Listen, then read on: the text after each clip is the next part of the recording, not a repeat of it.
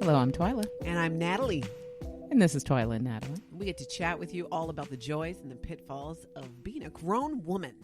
I like that. Every single week we pose a question, and when we pose that question, it's usually something that's going on in our lives, and we want a little bit of clarification.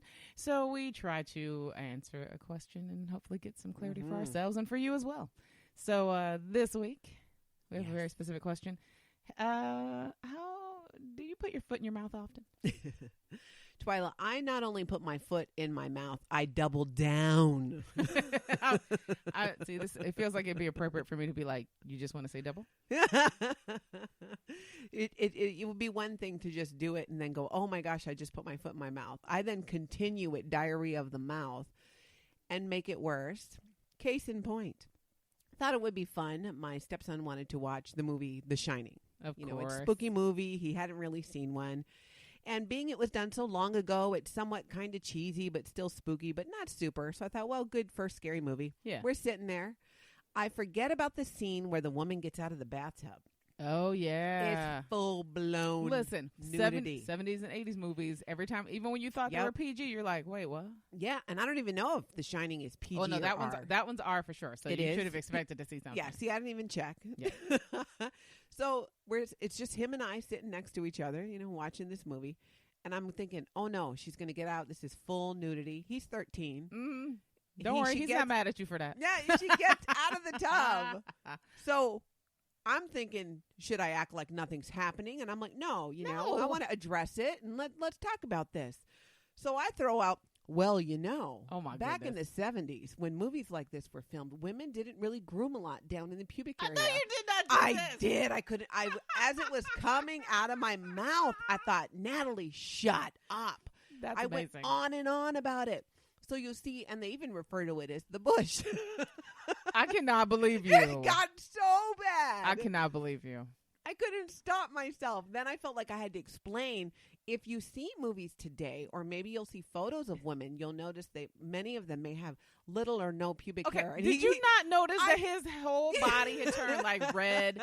His ears and shoulders are touching. He's like cringing. He was just looking at me and he goes, well, I haven't, about seeing the pictures. I'm like, but if you do, I don't want you to be surprised. Okay, I just want you to know that he was upset with you. And he's not upset with you because you shared all that information. He's upset with you because he had a perfectly articulated image for his wank bank, as it were.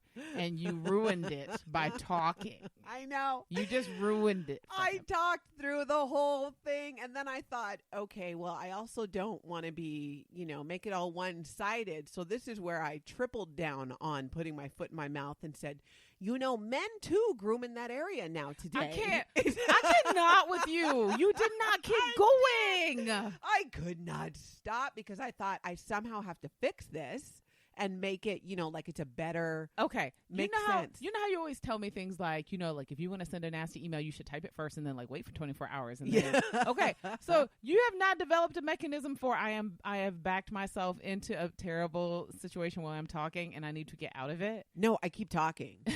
I keep talking. That's the thing. That's why this happens. So how did this resolve? Did the poor boy just pass out and play dead for you? The scene ended, which helped with my anxiety about what was happening. Right, but and then I just said, I just wanted you to know in case you didn't know. So you just kept talking until like Jack Nicholson showed up with the axe. Yeah. then it was like, okay, all forgotten. Now we're watching The Killing. It's fine. I know that's pretty much what happened. Yeah. Okay, I can already say off the top of my head, I won't put my foot in my mouth quite that terribly. I usually don't. I usually put my foot in my mouth in not. It's usually not something that's. It's usually because I'm purposely being, extra. Yeah. And then I realize I've been extra, didn't need to be that extra. Like when you. That's a good way of putting it, being extra. Oh, yeah. Sometimes I'm real extra. And it's fine. And if you don't understand what that means, it's like when you go from being your normal level self to the crazy wrong-headed version of yourself. Most of the time, now I'll admit, sometimes I'm extra and it's good. Take me to a concert. I'm extra. And it's fun. So, of course, I'm going to need to hear an example here. Okay. Which is only fair. Well, okay, which one? Which like of the bad or the good? Because there's extra put my foot in my mouth. When we talk about putting our foot in our mouth, there's almost no good. It never ends well. No, this one did. because I enjoyed it. Okay, so I think I told you that story about the time that I went to the gynecologist. And she told me I had a solid gold vagina. Okay. Oh, yes. Okay, yes. she didn't and you tell had a me plaque that. made for yourself. Okay, yeah, okay. Let's be real. Let's be honest. I went to a gynecologist, and she was great. And she told me that extremely healthy for my age. Everything looks great. And I said, because I'm me and I was being extra. So would you say that I have, you said I'm in Gold good shape. star. Yeah, I said, so let's rank it. I said, if this is like the Olympics, we talking bronze, silver, gold? And she said, okay. She's like, she laughed at me. She goes, I guess we'd say gold. I go, all right. I have a solid gold vagina, people. So I proceeded to spend the rest of the day telling all the adult women in my life, hey, guess what I found out today? I have a solid gold vagina. I have gold star, and I would say gold star, solid gold vagina. So that same, like a couple nights later, I was going to a concert with all of my friends. And boy band. Yeah, we would see New Kids on the Block. Right. So we're at the show, and it already had been like a running gag for a couple of days. Sure. And we were all joking about, some people have precious flowers, but Twyla has a solid gold. And mind you, I wasn't even sort of modulating my volume. We were in public places and a loud venue. Yeah, and I'm already loud. So this is before we even got to the venue. We were like having dinner before the show, and it was just like, well, everybody's got to be careful tonight because no damage can happen to my solid gold vagina before I see the kids on the block. Like we were just, it was beyond ridiculous. We get into the show, and the opening act is Boys to Men, and we have now joked about this for like 3 days. I mean, obnoxiously joked about it. And halfway through their show, they start playing I'll Make Love to You. And the image on this giant screen behind them is like a flower like opening. Yeah. So it was like the personification of the gag. And we couldn't stop. Like I probably cried for like 20 minutes straight. Like when you start laughing so hard you can't get it back together. Yeah. And I kept being like, okay, I'm better now. And then it would like pop up, like a new flower would pop up. So it was kind of ridiculous. And I think we'd even shared a little bit on our own like Facebook, social media, like to each other, and other people are looking at it like, why is flower so funny? Why are y'all laughing? Yeah, what's like, wrong with you? They're probably those are drunk middle-aged women. Yeah, it was like y'all had fun at that concert. So I would say that's a good example of like when I'm extra, for a good purpose. My children would say I'm extra in all the wrong ways. And I know the most solid examples I have of that is when I'm angry about something dumb in the house, and I go on full like tirade mode. Like I'm like, I line everybody up. I start yelling at everybody. I'll be like, listen here, you need to respect my house. And blah, blah, blah. And my table's got this giant scratch down the middle. And that thing costs $1,500. Do you have money to pay for it? And I'm like yelling. Yeah. And there's the moment where you're so wrong-headed that you know it's about to go bad.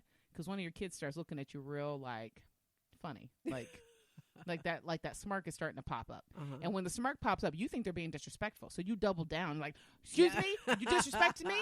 Because I gave birth to you. I'm going to put up with your crap either. And then I've gone, like, all the way around. That's right. There's world. no coming back from that level of crazy. No. And this is when you usually get undone. And my kids are good now because they have figured out how to undo me properly. They don't do it themselves because they know they'll get in trouble for being disrespectful. They wait and let their dad do it. So I'm yelling. They're all lined up. They're taking the yelling they're entitled to. They're about to lose all their privileges because I love taking away a privilege. And my husband will come in and be like, I meant to remind you, you gotta stop putting that one purse of yours on the table because it made a scratch yesterday when you on your way out the door. Right. And now I have done. Did they know? Oh yes. Well, at least one of them figured out, like, he talked to Dad about it earlier, or somebody mentioned it earlier, and he knew, she's gonna get it. Oh my and gosh. Instead of I mean, and the thing is, when you're that wrong, when you've got your foot that far in your mouth, you can't take it out. No. You can't. So there's nothing my kid could have done to say, hey, Mom, give me a second, let me help you. Because it was like, when they start doing that, I'm like, oh, you're not speaking now. Like you start doing the finger motion to like, you're going to close your mouth. So, yeah, sometimes you just have to own it. Now, and I'll say this.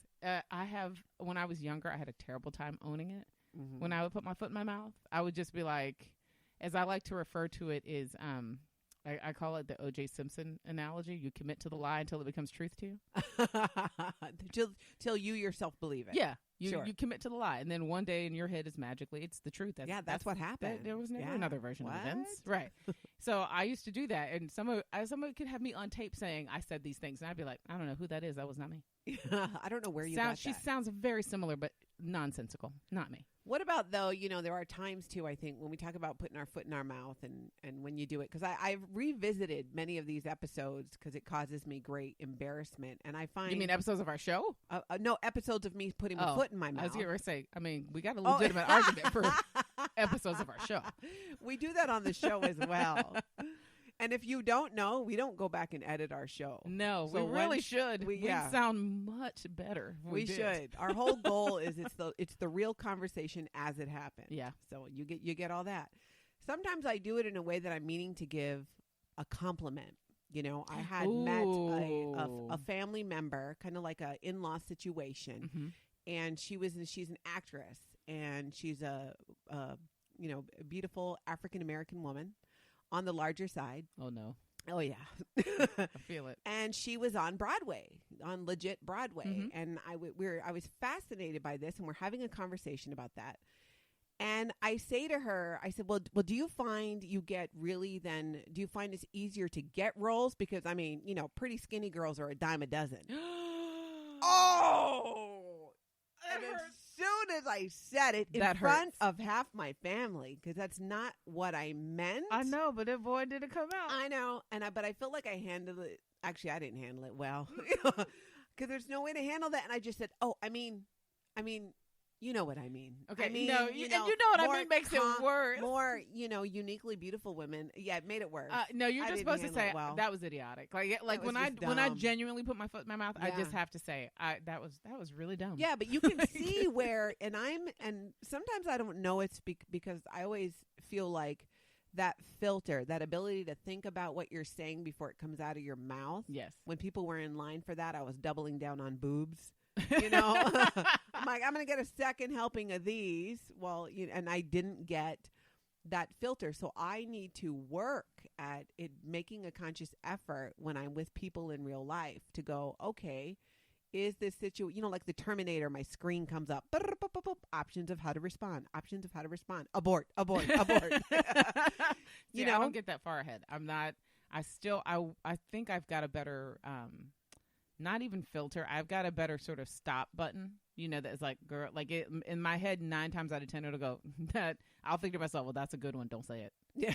And then I don't say it. But you often don't mean that, though. These things, when we put our foot in our mouth, it's kind of like, I feel like it's situations where the intention is not to insult or give a comeback. It's to be truly like, I cannot believe I said that, because you realize either how it's going to be perceived, how that comes across. Yeah, I've done that. I tend to, I don't think it's ever something that I think too hard about. I think I'm always it's kind of like that off the cuff. You've said something, and then that last thing is just like, you could have left that off the table. Mm-hmm. I get my poor son like that all the time, where he'll mention something, and I'll be like, really, that's pretty great. I mean, they usually don't pick the short kids. And then I'm like, right. And then I realize I just go, I'm gonna get a short kid. That's not cool. No. Mind you, that's, and then there's the whole, like, once you put your foot in your mouth, you have to kind of pick it back up. And you have to go, like, eat the humble pie or the crow or whatever it is and fix it, I mean, vertically challenged. Yeah. Or I'd say fun things size. No, I would say things like, but that's only temporary. You haven't even hit puberty yet. And then I'll try to fix it. Be like, I'm short forever. Like, I'm done. Yeah. And they'll be like, you're still taller than me. And it's not helping. So I'm like, cleanup never works. There's no getting it. Yeah, there isn't. Can't. When you mess up, you really just have to, like, own it and say, I'm sorry. And that's it. So, yeah. And that's probably the lesson here. And I think what I could take away from the conversation and probably benefit, and people around me would benefit greatly from, is just shut up and go, I'm so sorry. That really came out bad. It's not what I meant. I apologize. That was horrible. Okay. Are there times where you put your foot in your mouth, but you absolutely meant it? You just knew you shouldn't have said it out loud. Well, in those situations, I don't feel like I put my foot in my mouth. Maybe I should not have said that out loud. Yes. One instance that comes to mind is I went to a wedding. It was on a boat, and we immediately walked into a restaurant, and someone asked who knew about the wedding. Oh, how was the wedding? And I said, it was long. And she was familiar with the wedding. Goes, oh, I thought they were really proud of the fact that they were keeping it short. And I go, well, not the ceremony itself. That was beautiful. But you're on the boat. You got all the people. Blah blah blah. I'm sober. You know. Yeah, you're like, how far away is like the bride's within earshot? Or I like was literally arriving at the reception.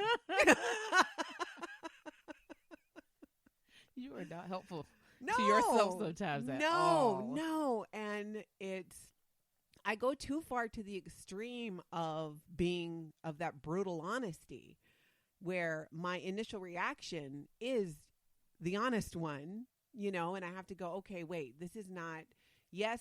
And the reason it was long, that was a personal thing. That was because of me. And it had a lot to do with, it was my first wedding since being sober. Yeah. And that'll make anything long. You know, and being in a situation around a whole bunch of people and all that. And before, I used to drink alcohol to make those situations a little more tolerable. Right. So this was really new to me, not to justify the dumb thing I said. Well, yeah, but you're still like. But I was like, you know, and I'm just thinking, yeah, and I could see how that was. It truly was beautiful. And on top of that, I'm not a huge fan of weddings to begin with. You know? Really? Okay, that's a sidebar. Yeah. That's another conversation we need to have That's another a whole nother day. thing. Absolutely. Yeah, because I'm like, I've taken a lot of heat for this. I'm huge on weddings. Yeah, almost as much as like when you say you hate the state fair. Yeah. We'll talk about that. Weddings another aren't occasion. as bad as the state Dude, fair, but yes. You're going to get emails all day. Yeah, I mean, I think sometimes I catch myself making like social observations out loud that I don't mean to make out loud, and then somebody catches them. And although I meant what I was thinking, I meant it. Yeah. I probably shouldn't have said it out loud. So like once my husband and I, now my husband's Vietnamese, I'm black, we got invited to this very, very fancy, very, very formal event. And I looked good. He looked good. It was going to be a good night out. No kids, whole kit. And we get there and there's sort of a moment, if you're a person of color, when you enter certain spaces and you realize nobody that looks like you is going to be in this space, that you kind of have to sort of adjust yourself a little bit. Like just, you know, not even for a comfort level, but just kind of like, oh, okay. It's going to be, you know, it's going to be one of those nights where I'm on, you know, it's on.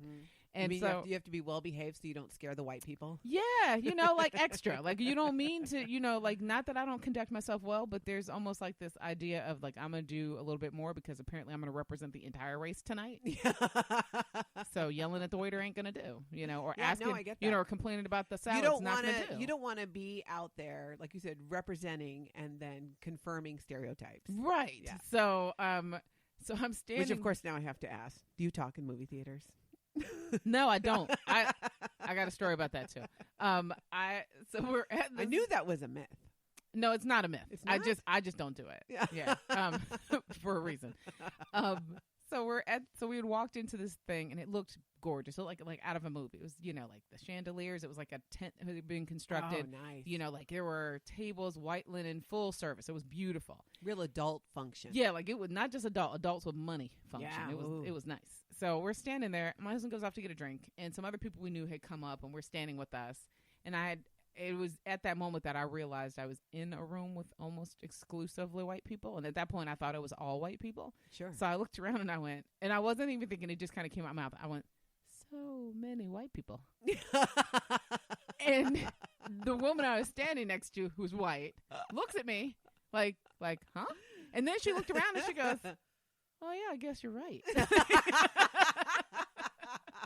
So I didn't really, so it kind of worked in my favor because she had actually never thought of it that way. What a great icebreaker to make a new friend. Yeah, it was, well, she was already my friend, but she was kind of like, it was just funny that it never occurred to her. Sure. Like, yeah. And then I feel bad because I feel like she spent the whole night trying to find somebody else. Like, you know, like, is there a black person? Nope, not in the corner. Nope, that's just shadow. Maybe, nope, they don't know. You know, so I think she was determined to help me, like, not be alone in the room. That's right. And I was like, honey, it's okay. I'm used to being the only one in the room sometimes. That's fine. So that, you know, occasionally it slips out. Like I try not to let it slip out, but it does slip out. And sometimes you can't help it. And, you know, like so many things, I think people, at least when it's with people you know, they know where your heart is. They know who you are. It's the worst thing when it's someone who doesn't know you well. Okay, well, here's the thing. When you're I feel like there's a pendulum for putting your foot in your mouth. Mm-hmm. When you're young, when you're really little, you don't think of it as putting your foot in your mouth. You're just stating it's stream of consciousness. Sure. So it's, you know, when you take your 4-year-old to the grocery store and they're like, that lady's real fat. Yeah. And then you're exactly. like, oh God, we got to get out of here. You know, my son used to call all dwarves Oompa Loompas. loudly. Yeah, that's your fault because you I know because I love them. Pass the transference off. That's what I get for having them watch Willy Wonka so much and pointing them out.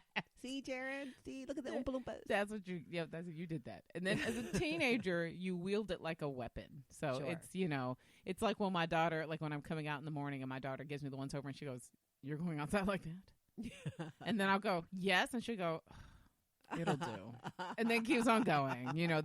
It's very much like dealt to you. Sure. And then you hit your 20s and you say dumb things, but it's more because you don't know what circumstances to use what information. Like you get that first taste of freedom and you think nobody's going to tell me anything about how to live my life. And then you get your first job and you put your foot in your mouth in front of your boss or somebody important and you have to, fix it or you get fired. And I'm not saying that hasn't happened because it's totally happened. But, that kind of thing happens. And then I think you kind of settle into a groove in like your 30s, 40s, 50s where we make mistakes like the ones we're talking about.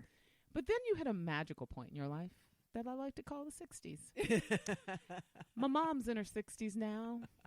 And to be perfectly honest, she has affectionately punched what we like to call the crazy old lady card.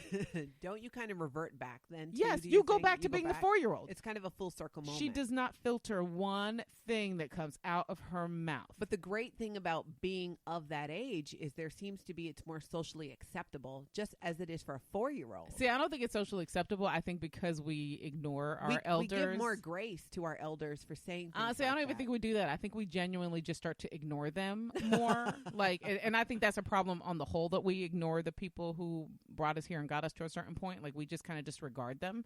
So then when you're disregarding somebody who has knowledge and wisdom, it makes it easier that when they say dumb things, you just kind of disregard and go, "Oh, they're just old." And we do that. So, and I even caught myself really doing that. Like my mother would say things like, I would call her and she would go, "Yeah, we got an envelope in the mail today and it had kid handwriting on it. And I figured it was for my grandkids, but I know they ain't got enough manners for that stuff." And I was like, excuse you?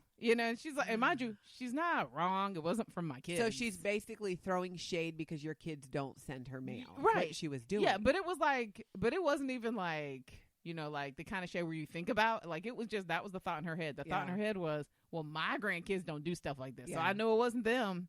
And it was like, and I'm talking to their mama, so she can know. Because it was kind of like, you can fix it. But she does that constantly. I can't tell you how often I'm with her, and I love her because everything I know about who I am is sort of a tough old bird. I learned from her. So there are times where we're out with her and she's just like, she says something or she does something and we'll all be like, collectively cringing like, Mom. And then I try to remember, am I doing that? Do I do that with my kids? Yeah. And then I realize like, I get frustrated in that moment and then I go, no, she earned it. Because she's been here for a long time. She's been through a lot of stuff. Yeah. If she wants to talk crazy, as long as she's not talking like crazy, racist or bigoted or something, I'm fine. Like as long as she's not like. As long as she's not starting a race war. Yeah, like if you're not actively being hateful and you're just like, dogging me and my sisters, it's all good. That's life. And then I try to remember, like, am I doing that? And then I'm like, I'm sure I do that quite a bit where I'm like dogging my kids and they are just like, you're embarrassing right now. Yeah, exactly. But they don't like when you do it in front of their friends. I don't. Thank you very much. I am a very good, like, keep it to yourself parent. Yeah. My husband, on the other hand, is not. He constantly embarrasses my son and puts his foot in his mouth in front of my son. Yeah, that's a really good lesson. If we could take a public service announcement moment to make, it's totally okay to bring things up to your kids. And if you can avoid doing it in front of their friends, you're going to make a lot more progress with your child. Okay, you know what? And that's even, even beyond the foot in your mouth. I think that's really, speaks so highly of giving kids dignity. Like that's, and it was a lesson I had to learn because sometimes you think you have to check a kid so that they know their place, like no matter where the place is. Sure. And there comes a point where they don't learn the lesson. They just learn the shame of being embarrassed in front of somebody else. Yeah, exactly. And they don't avoid the behavior because it's a bad behavior. They avoid it because they don't want to get embarrassed by you in public or wherever. It's a great life lesson. Yeah. And now, don't think that knife doesn't cut both ways too. Yeah. Now mind you, sometimes you have to get it in that moment where you are.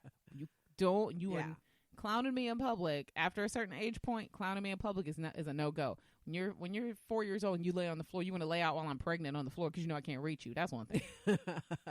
But when you're 14 and you decide you got all kinds of opinion and all kinds of you want to raise your voice in the Target, huh? All right. last time I checked, I'm louder. We'll do this. Like, we will do this. And sometimes I think, am I saving enough for their therapy? Probably not.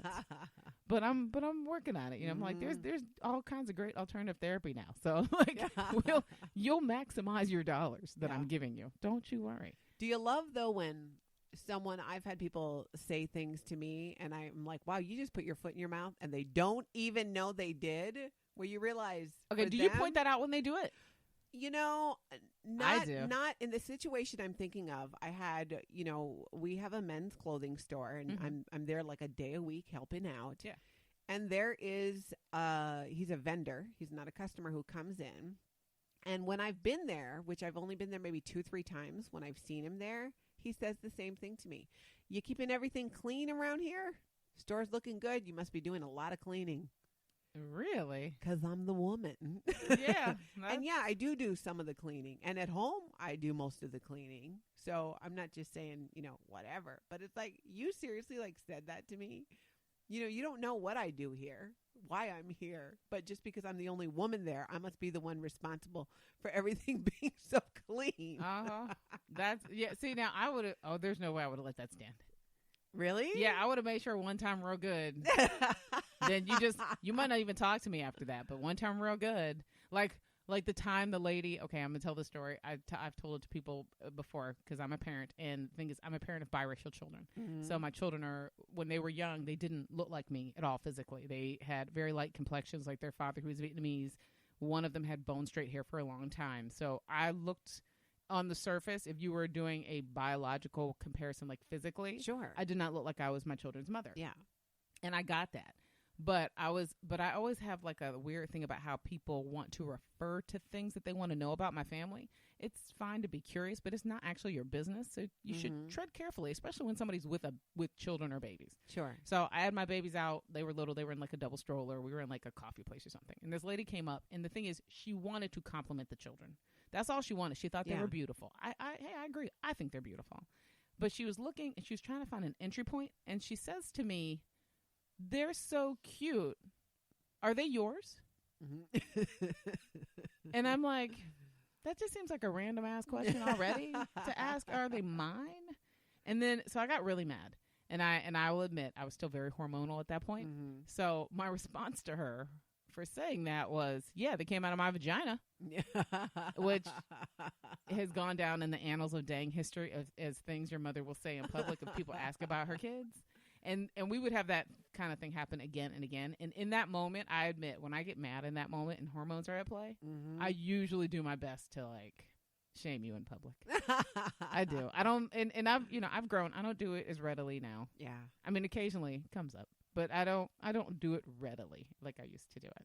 Yeah, I would have to say I generally don't, especially if it's in public. It depends on what it is. If someone says something to me, because I kind of I have to take it in and go, did I understand that correctly? Did this person really just say that? Did anyone else hear that? Am I hearing this right? Yeah. Well, you know what? When people do that and they say something like to me and I'm trying to react to it, I'll admit sometimes I just find it funny because it's like, wow, sometimes you just go, you can only laugh. Well, yeah. Well, we interacted with someone recently and I, someone had mentioned that I have a business. And, we were talking, and the person we were talking to was, they said, wow, your husband lets you do that? Yeah. And there's... Was it a woman that said that? Uh-huh. Which really gives you insight to probably what her life is like. Mm-hmm. And so, and you have that moment where you can respond and just be like, oh, let me let you know. Yeah. And then sometimes I just think it's really best served by giving them the same look I would give my children when they're saying something dumb, because that look is universal and people immediately respond to just the look. So I cocked my head to the side and I did my usual, smirk like, really?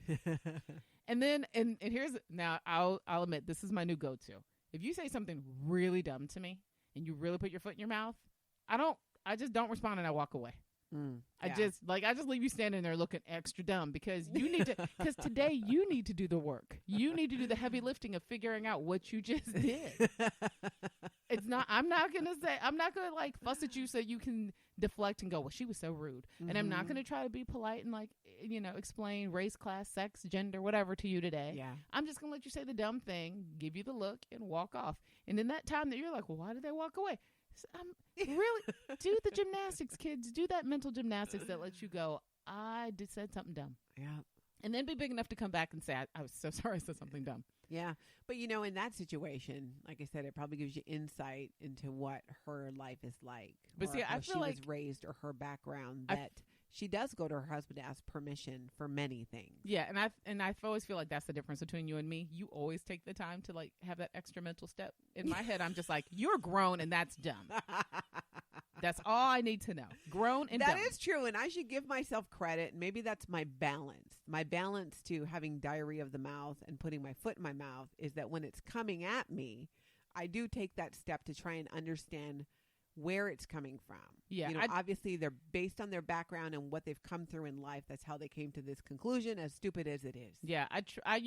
I'll admit, I used to try harder to go, well, I think I do a better job of going, whatever's going on with you today, that's something you're going through, not me. Yeah. Like I'm trying to always remember that I have control over my reaction and not what you say or do. Mm-hmm. But I will admit my tolerance for stupid is just diminished.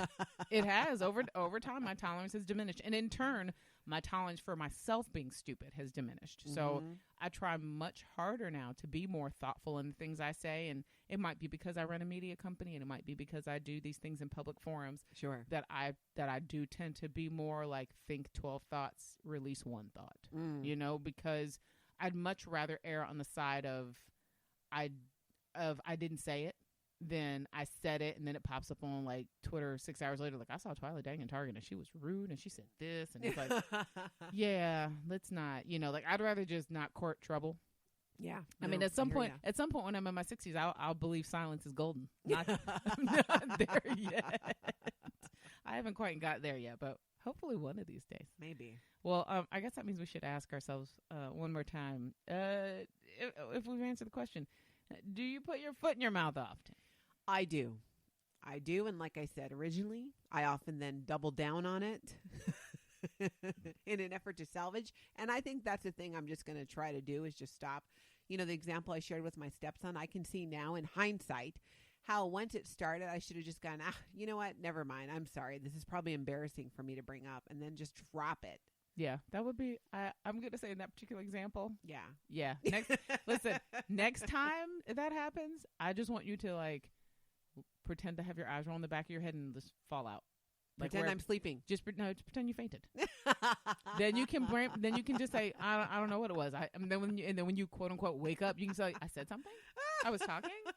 Just real quick, I had a grandma do that one. My stepdad, it was Halloween, went and picked movies back when you used to have to go to the store to get a DVD. Yeah. And we're playing this vampire movie, and my mom's there. My southern grandma, now mind you, my southern grandma is there, and I'm there, and my sister was there, and we're watching this movie and becoming to realize that this is porn. This is lesbian porn. This is where? How? What section? And then you want to bring it up. I look over, my grandma's suddenly making like she's sleeping. I know she wasn't sleeping. How? How do y'all even? Okay, seriously. Because at that point, do you shut it off? Because obviously you do, and we did end up doing that, but it played way too long. Like you think, okay, it's a spooky movie. It's got this sexy lesbian vampire scene. Surely it will pass. No, you could tell it just kept building and building, and my grandma just suddenly shut her eyes and acted like she was sleeping. Okay, I can't. Seriously, I know you're working on telling your story and you're writing in a book. I cannot wait to read this book. Because every time I think my family is really interesting. No. Your family is interesting. There's that time I watched lesbian vampire porn with my grandma. I mean, that like you win all the prize for that. I don't have nearly as cool a story. Hey, I like get that. a lot of help. It's a big family. That's why I said can't wait to read the book. As always, we want you to hear from you guys. Go to the Facebook page. Go to Matriarch Digital Media on Facebook. You can like the page and continue the discussion. And you can also send us a message. There's a little send message bar on there. And click on that and send us a direct message. Tell us what you think. Tell us your opinion. Tell us about the best time you put your foot in your mouth. You can do it anonymously. We won't tell anybody. I mean, though. We won't give your name. Yeah, we'll tell everybody. We just want to We're tell going to them tell everybody what you did, though. Yeah, indeed. So, as always, we do this because of you, and thanks to your support, we can continue to do it. So, thanks so much. We'll talk to you soon.